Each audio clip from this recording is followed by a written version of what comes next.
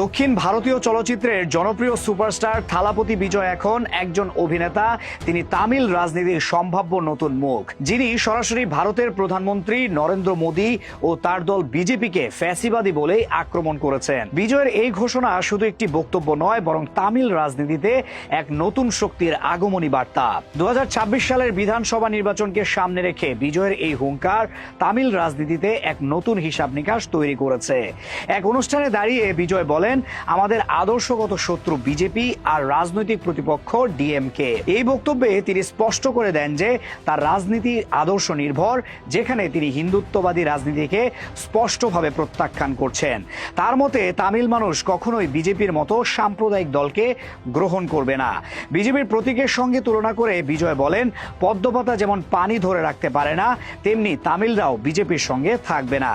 এমন সাহসী বক্তব্য একজন অভিনেতার মুখে বিরল, বিশেষত এমন একজন তারকার মুখে যিনি নিজেই বিপুল জনপ্রিয়।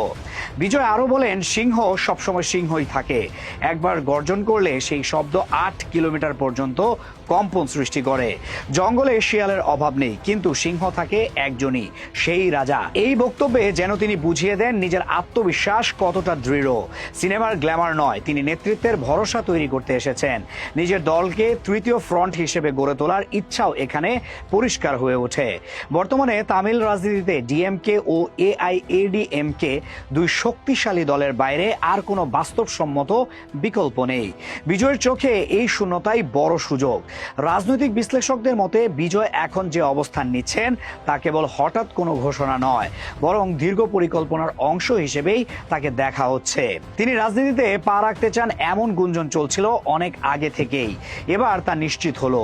2026 সালের তামিলনাড়ু বিধানসভা নির্বাচনকে সামনে রেখে বিজয়ের এই স্পষ্ট রাজনৈতিক অবস্থান রাজ্যে নতুন উত্তেজনার জন্ম দিয়েছে। ভারতের ইতিহাসে ফিল্ম তারকাদের রাজনীতিতে আসা নতুন নয়। অন্ধ্রপ্রদেশে এন.টি. রামারাও, তামিলে এমজিআর ও জয়ললিতা সবাই অভিনয় থেকে রাজনীতিতে এসে মুখ্যমন্ত্রী পর্যন্ত হয়েছিলেন।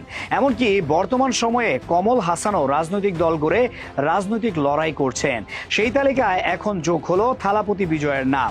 তবে বিজয়ের যাত্রা একটু আলাদা। তিনি শুধু নিজের জনপ্রিয়তাকে কাজে লাগাতে চাইছেন না, তিনি আদর্শ, নেতৃত্ব আর মানুষকে ভিন্ন কিছু দেওয়ার প্রত্যয় নিয়েই রাজনীতির মাঠে নামছেন।